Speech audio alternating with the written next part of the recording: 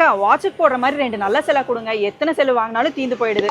ஏங்க இன்னும் வாங்க இந்த செல்லெல்லாம் வாங்கி யூஸ் பண்ணிருக்கீங்க? இதை பிடிங்க, இனிமே இதை யூஸ் பண்ணுங்க.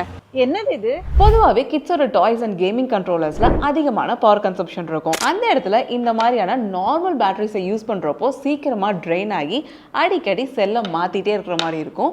இதுக்கு ரீசார்ஜபிள் பேட்டரிஸ் ஒரு பெஸ்ட் ஆல்டர்னேட்டா இருக்கும். ஆனா முன்னெல்லாம் ரீசார்ஜபிள் பேட்டரிஸை இந்த மாதிரி ஒரு அடாப்டர்ல போட்டு தான் சார்ஜ் பண்ணுவாங்க. இந்த அடாப்டரே ஒரு 500 rupees வரும்.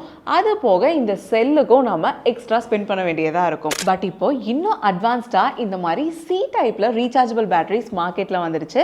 நான் யூஸ் பண்ற இந்த ரீசார்ஜபிள் பேட்டரி ரீமெக்ஸ் பிராண்டோடது. என்னோட ஹஸ்பண்ட் இதை சைனால இருந்து வாங்கிட்டு வந்தாரு. இது கூடவே சி டைப் சார்ஜிங் கேபிளும் கொடுத்திருக்காங்க. It cost around 500 rupees. எவ்வளவு தடவை வேணாலும் இதை சார்ஜ் பண்ணி நம்ம ரீயூஸ் பண்ணிக்கலாம். அண்ட் முக்கியமா TV remote, wall clock, medical equipment இல்ல நீங்க ரேரா யூஸ் பண்ற டிவைஸ்க்கெல்லாம் இந்த ரீசார்ஜபிள் பேட்டரிஸை அவாய்ட் பண்ணிக்கிறது நல்லது. ஏன்னா அதுலலாம் பவர் கன்சப்ஷன் கம்மியாக தான் இருக்கும். For kids, cars, remote control toys, wireless keyboard and mouse, gaming controllers இந்த ரீசார்ஜபிள் AA பேட்டரி ஒரு பெஸ்ட் சாய்ஸா இருக்கும். ஆமா, நீங்க ஏதோ சேனல்ல தானே வீடியோ போட்டுட்டு இருந்தீங்க. எப்ப இருந்து இந்த செல்லு கடையில வேலைக்கு சேர்ந்தீங்க?